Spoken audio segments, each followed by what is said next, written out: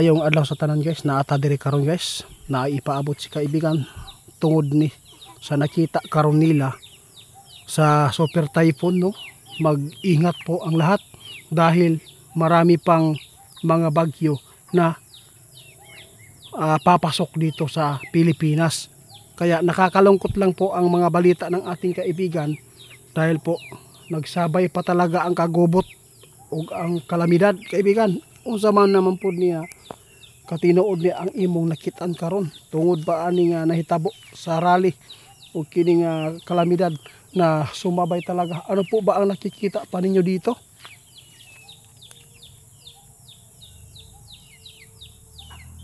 Grabe po ang nakita ng ating mga kaibigan ngayon guys. Tungkol po ito sa kalamidad, no.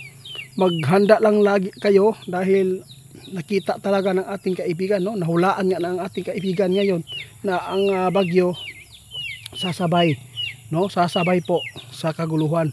Ngunit ang masakit lang po dito isipin, may nakita na naman po ang ating kaibigan na may mga lugar na naman po natatamaan po sa bagyo na papasok na naman dito. Pagkatapos ng bagyong ito, Nando, may susunod na naman po dito kaibigan. Usa man po di ka kusog, super typhoon ba?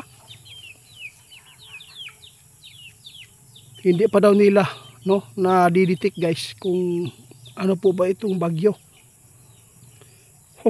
Sa Mindanao, nakita ba ka og delikado kaibigan? Sa Mindanao guys, dili daw gyud magkumpiyansa, no. Katong landslide gyud guys, number 1. Sa tanan, no, makapanood sa bagyo, mag-ingat po kayo ha.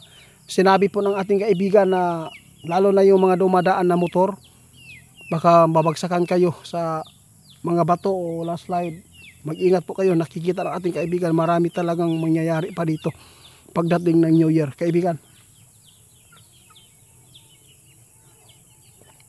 Grabe, ang sakit lang po dito isipin guys.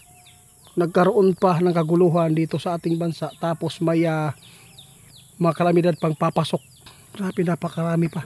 Naawa si kaibigan sa magaganap pa dito. Hindi talaga, no.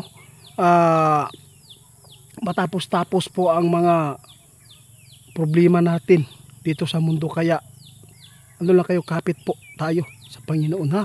Huwag lang po tayo mawalan ng pag-asa. Kung ano man po ang nakikita natin na kaguluhan dito sa ating bansa dahil sa pagnanakaw ng ating mga pinapaupo dyan sa Senado, sige lang, hindi naman yan nila madadala yan. Kung sila po ay pumanaw at mamatay dito sa mundo ng tao, hindi yan madadala yan. Kaibigan, salamat po sa inyo.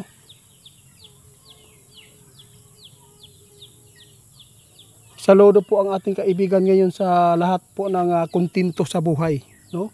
Lalo na yung mga, alam po natin may natira pang senador dyan na mabuti, no? Doon sa Senado ngayon. Iilan lang po sila, pero huwag kayong mag-alala guys.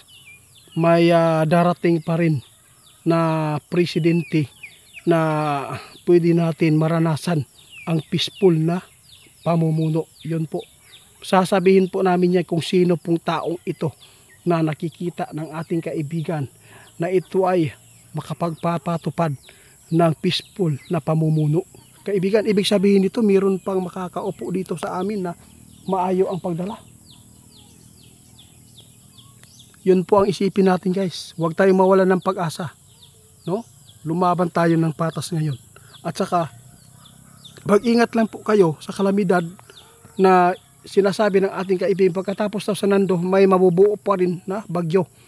Ngunit hindi pa na alam ng ating kaibigan kung saan ito tatama at kung ano ba ito kalakas, kung super typhoon po ba. Ano po? Bukas daw guys, i-update po ng ating kaibigan kung ano bang bagyong magaganap ha. Kaya mag-ingat po tayo. Huwag po tayo agad-agad maniniwala ngayon sa social media na hindi lahat po na nagrally doon sa Manila ay nagkundina sa nangyayari sa Kabanatuan. Ang iba nagkunwari nagrally para mayroon silang maipaabot sa taong bayan na kung sino po ang kanilang pinapanigan dito sa pagrally nila. Hindi po ang mga taong nagrally, hindi lahat, no, na nasasaktan sa nangyayari po dito sa ating bayan. Alam po niyo si Vice Ganda, totoong plastic talaga yan, no? Huwag kayong maniniwala. At saka kung ano man po ang mai-issue ngayon sa social media tungkol po sa nangyaring mga kabataan na nagbigay ng kaguluhan, no, ng bato, nanunog, sabi ng iba ay may nag-utos daw na sunugin ang palis. Huwag tayo maniwala agad kung ano man po ang mangyayari na mga issue dyan. Baka po isa po dito sa pamumulitika at paninira. Kaibigan, salamat sa babala lagi sa amin. Sige guys, alis na si kaibigan. Alis na po siya, no. Salamat po sa inyong bigay po ng mga link sa atin na ito ay ipinapaabot natin sa Duwende, kaya nagkaroon tayo ng mga katanungan sa kanila. Kaya salamat po, no, si kaibigan guys, aalis na ngayon. Kaya kayo ay mag-ingat lagi, wag po tayo magpapadala kung ano man po ang nangyayari dito sa ating bayan, no. Salamat po sa lahat ng mga supporters ko. Mag-ingat tayo, yun lang po. At di ta pwede mutuo dayon kay kabalo mo karon katong gibuhat sa mga batanon na daw ni sugo ato, ayaw mo tuo-tuo og dali kay nagplano daw na sunugon daw. Grabe po yung nagpasa sa atin ng link at saka nagpaabot. Ayaw mo tuwa na dili na sunugon. Nagkataon lang jud nga katugod ang ilang mga nahitabong tensyon karon tungod jud ani sa mga kagubot na pagpangawat sa ato ang mga gipili sa gobyerno.